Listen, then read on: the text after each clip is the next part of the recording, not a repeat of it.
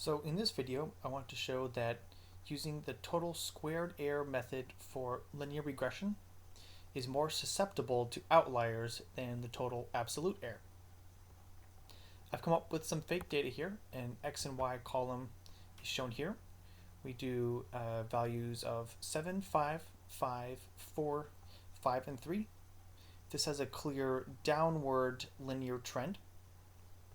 And then in this table here, this allows me to automatically draw trend lines. And I'm labeling the green one absolute error line, which I'll show you in a minute. And the slope and y-intercept correspond to a linear line where y hat, remember y hat is used for the prediction, is equal to the slope times x plus b. So for example, let's set the green line, let's set a y-intercept of like 5 just for demonstration purposes, and a slope of, let's say, 0.5. And we can see that indeed we have a linear line that increases by 0.5 every 1, starting at 5. And we can do the same for the red line. So let's say we have a slope of 1 and we start at 1. There we go, that's the red line. So the total absolute error and the total squared error I have automatically calculated for a variety of slope and y-intercept values. So we're essentially doing manual linear regression. So we're trying to find the smallest total absolute error for a given slope and y-intercept. I already knew the values that I wanted to use, so I've hand-picked some y-intercept values 6, 7, 8, and 9. And I've hand-picked slope values incrementing by 0.1 from negative 0.1 up to negative 0.8, or I should say down to negative 0.8, and 6, 7, 8, 9 will be checked for each of those slope values. I've also added a minimum here, and this is just to help me find the minimum value in this column. So for our current data set, I know that somewhere in this column there's a 3.3, and oh, actually it's right here, so it's pretty close. So this is going to be the slope and y-intercept that minimizes our total absolute error. So I want to plug in negative 0.7 and 7 for my green line. This is the absolute error line. Negative 0.7 and 7. And we can see that looks pretty darn good. Let's do the total squared error line. So we're looking for a 2.56. And once again, it's pretty close. So we're going to use a slope of negative 0.6 and a y-intercept of 7. Negative 0.6, y-intercept 7. And those both look pretty good. I would argue that these both look like pretty accurate trend lines. So now let's throw in an outlier and see what happens. So I'm going to change one of these values. I'll change this value here to a 20. And this is clearly an outlier.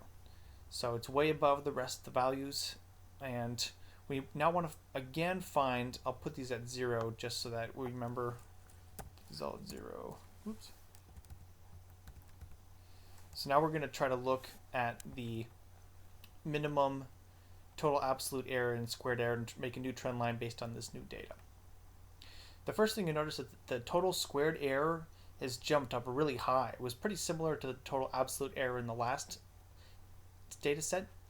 And simply because we're squaring, this is pretty far away from the rest of the data. Therefore, we have this really high total squared error. So let's go ahead and find our minimums. So for the total absolute error, it's going to be an 18.4. 18.5. There's 18.4. Okay, so it's going to be negative 0.6 for the slope and 7 for the y-intercept. Negative 0.6 and 7. So the absolute error line, gosh, that looks really good again. So we're going to assume that this outlier here is not really part of the actual trend, and the absolute error line seems to ignore it, which is good as long as this is actually an outlier. This is a good thing to ignore the outliers. Let's do the total squared error, 195.31. So 197. Oh, there it is, 195.31. So this is going to be a slope of 0.1 and a y-intercept of 8. Negative 0.1, excuse me. Y-intercept of 8. And yeah, okay, so this squared error line doesn't hit really any of the other points. So what does this mean? This means that the red line, the squared error line, is more sensitive to outliers. So it sees this high outlier and it wants to fit it. It wants to get closer to that outlier.